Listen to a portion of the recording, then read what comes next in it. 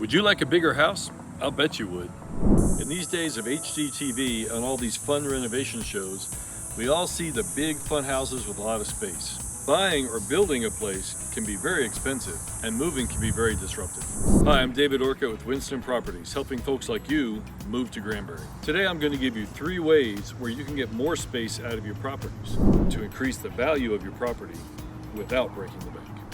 Our team used all 3 of these tactics as we renovated this Airbnb in Granbury.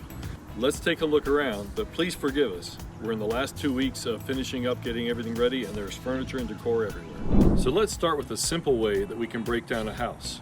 You have the roof, you have the foundation, and then you have everything in between. It's almost like you have a sandwich. With your 2 pieces of bread, you can make whatever you want as you fill in the middle.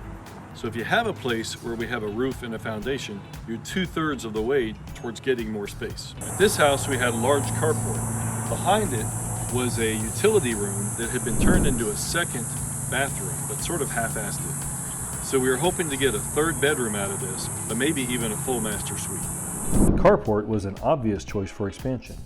We gained about 250 square feet there and about 100 from the old utility room. It gave us about 350 square feet to work with. We created a bedroom that would fit a king bed, a bath with separate sink areas, and a long closet. The washer and dryer are now facing the kitchen area. So here's a second idea.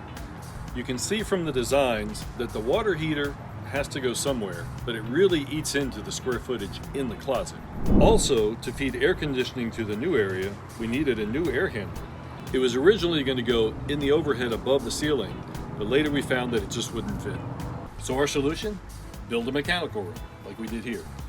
It doesn't have to be built to the same standards as the rest of the house. It's not air conditioned, it's not ready for people, but it lets us move ugly parts of the house outside and get the expensive inside part of the house more available for things that we want to have in our home.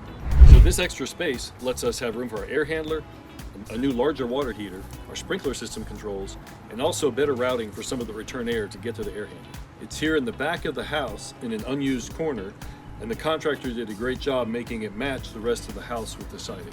Finally, going back to our first thought, looking for the sandwich with a foundation and a roof, we found another opportunity on this property to fill that in. It's another structure. This old shed was a mess, but it's 20 by 30 or another 600 square foot to play with. You know, we wanted some fun place at this Airbnb where people could hang out inside, but the older house didn't have those bigger open areas that people are used to. This area gives us that.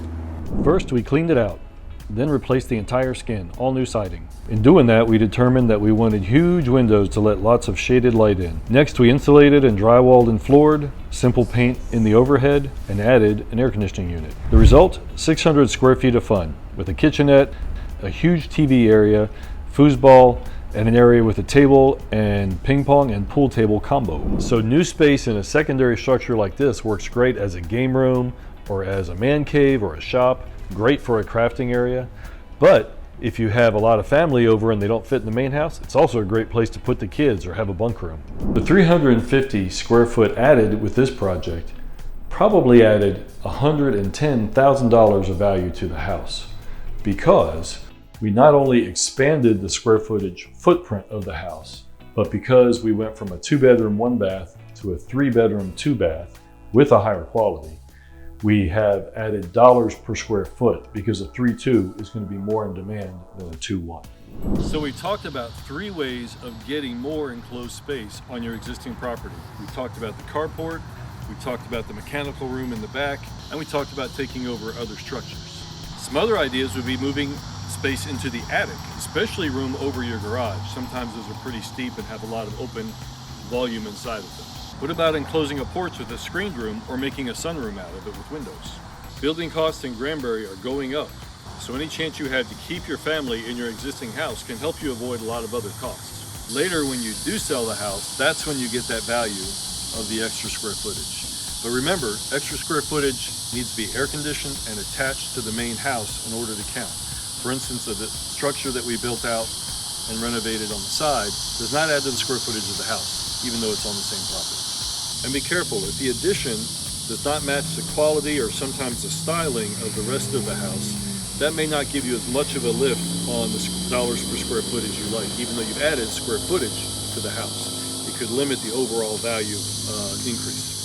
So I'm David Orcutt with Winston Properties. If you're looking to relocate to Granbury or move to a property where you can grow your family, or looking to a place where you can grow the property and expand it, please give me a call. Or if you just have a place you're already living in and want to brainstorm on some ideas to get more space, give me a call. We can do that over a beer.